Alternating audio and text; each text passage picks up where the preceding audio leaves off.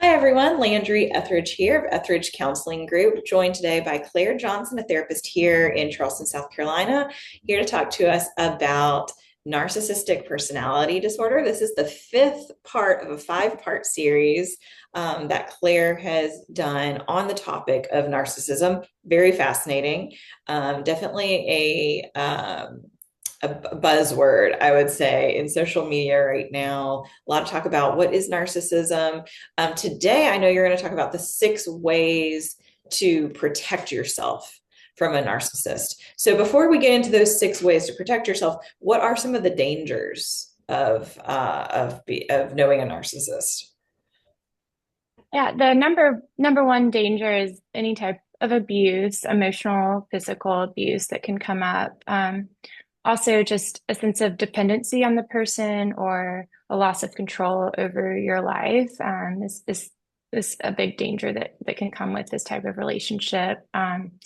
Experiencing emotional turmoil, feeling cut off from friends and family, and socially isolated, and then just mental health struggles. It can really lead to difficult feelings, can lead to depression, anxiety.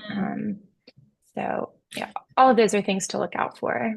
Gotcha. And so, let's dive into these. I'm dying to know what are the 6 ways that we can protect ourselves. I know we don't have a ton of time today, but can you kind of run through them and kind of give us an idea of what some of these ways are? Yeah, so one is engaging in support. So reaching out, making sure you have the support that you need from family and friends. Really taking care of yourself, setting boundaries, going to therapy, just typical self-care, making sure your physical well-being is being attended to. Um, Educating yourself about narcissism, about what that looks like in a relationship. Um, those are all really important. And then a big tool is emotional detachment. So that's something that it's a tool of kind of emotionally disengaging from the narcissist.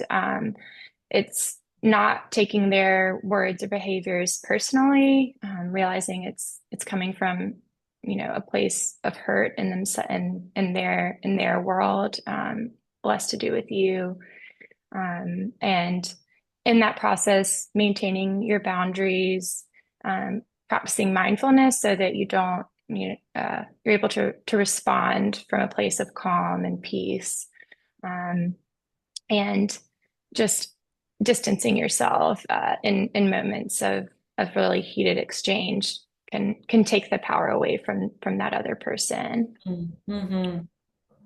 What are some practical ways to start using emotional detachment? So one thing that's really helpful is practicing mindfulness or grounding techniques to be able to cultivate that sense of presence, to be able to distance yourself from your emotions essentially and remain calm under pressure. Um, there is a tool called the gray rock technique, which basically you kind of envision yourself as a gray rock. You become dull and uninteresting and unresponsive to the other person.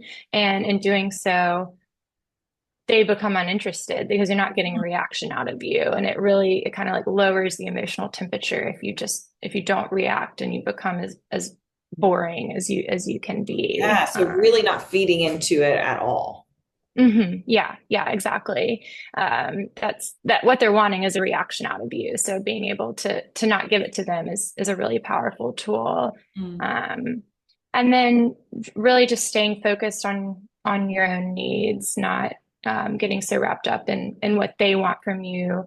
Remembering how to have compassion for yourself, how to say no, how to enforce your boundaries in a firm, assertive way, how to clearly communicate. All of those are really helpful and practical tools for for protecting yourself and staying safe. Yeah, for self-preservation. Yeah, I mean, even in the midst of a conflict, you still need to sleep and eat well and exercise Hmm. and spend time with loved ones and do all of these Hmm. things. So Yeah. crucial to keep those things going, particularly when you're under distress, or if you might be in under distress with a narcissist. So, what are some things for anybody listening, who's thinking, I need to learn to protect myself, but also how do I know when it's time to just walk away? What are some things to keep in mind there? Yeah, maybe one of the first things is that it is, very complicated with any relationship, but particularly a relationship with when there's narcissism present. So it's a very complicated, deeply personal decision. But just a few things to look out for. If if you feel like it's become emotionally abusive, or you're starting to lose your sense of self, your sense of reality, question what's real and what's not. If you find yourself really isolated from those around you, that can be really damaging because you lose that social support, and it makes it harder to get out of a relationship without those relationships, Mhm. family and friends. So and then if it's causing irreparable harm to your mental health, is, your well-being is the most important thing. So um, just any seeing harm being done to yourself that you feel like you can't bounce back from, or just isn't something you should be putting up with. All of those are things to look out for. Yeah, yeah. And I just for anybody listening, and you think you might be in a relationship with a narcissist, this is why it's so crucial to find a therapist who knows Mhm. about narcissism, who can kind of help you game plan, because there are some real dangers, as you're saying, Mhm. there's some real dangers to being in a relationship with a narcissist. There, particularly if there's a possibility of physical harm, which often there can be. So, finding a therapist to help you game plan, of course, always calling 911 if you're thinking that you're in physical danger. But kind of also just educating yourself, like you're saying, on these techniques of Mhm. how to be the gray rock and how to Mhm. emotionally detach when things are getting heated, and some really can be some helpful tools. But goodness, thank you so much, Claire, for taking the time to write this 5-part series and to record these videos. I think can be really helpful for a lot of people, Yeah, who need to, absolutely. who are on the journey of educating themselves on this topic. So thank you so much. Yeah. Yeah, absolutely. I'm glad to be here and talk about it.